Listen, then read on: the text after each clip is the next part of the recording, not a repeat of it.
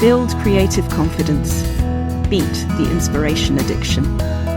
Join the Writer's Gym.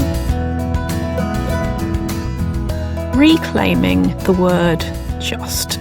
You know the Nike sign, just do it. You know how simple, clear, beautifully elegant that slogan managed to be. Have you also heard somebody say, why don't you just, and then put after that just something you are really struggling to do?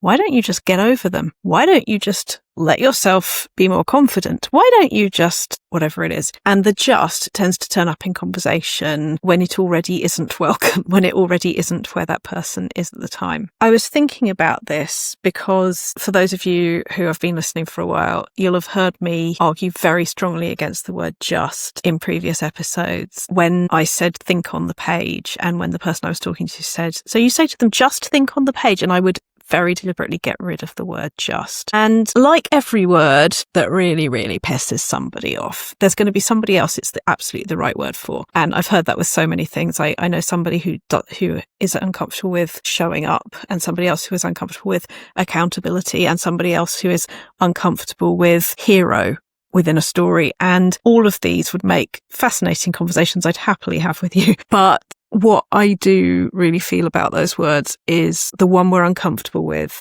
there's a conversation we're having over it in our heads. So for me and the word just, I've wanted to reclaim that a little bit recently. Example, Nike, just do it. I did that so well with an email this week. I was so proud of myself. I could have overthought that email until the cows come home.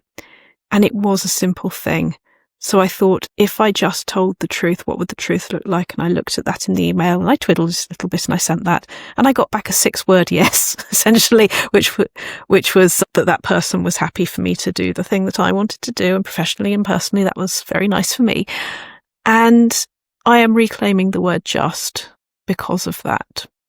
So I'm going to take that a step further forward in my writing this week. I am going to look for more things that could be more complicated. And I'm going to look for a just. If it were just this and not all the things it could represent, what would that look like? It might be to do with proposals I'm sending out for articles. It might be to do with first drafts of short stories. It might be to do with how much quicker and simpler an edit can turn out to be than what it is in my head. So I'm going to give just its place in the sun, where we don't expect what we're doing to be shiny and marvellous. We just expect it to exist. We just expect us to get it out of our heads and onto the page. So that's the word I am reclaiming this week. And I'm going to be kind to myself over that, because when we don't like a phrase or a word or something, if it sits uncomfortably, that's not wrong, but we might be missing some fun. So that's the one I'm playing with this week. If this rings true for anybody, if there is a word or a phrase or a concept that feels icky to you,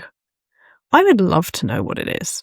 The Writer's Gym at rachelknightley.com. Join the Writer's Gym Instagram. Let me know. Words are interesting. Words are important. Words are codes we use to access thought, but it's the thought that counts. So if there is a word you need liberation from, I would love to know what it is and how you're going to do it.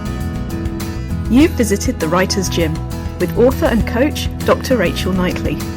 Production and sound design are by Ashley Lexine, and theme music is by Chris Gregory. To join a Writer's Gym workout online or in London, as a guest or as a member, visit writersgym.com or email thewritersgym@rachelknightley.com.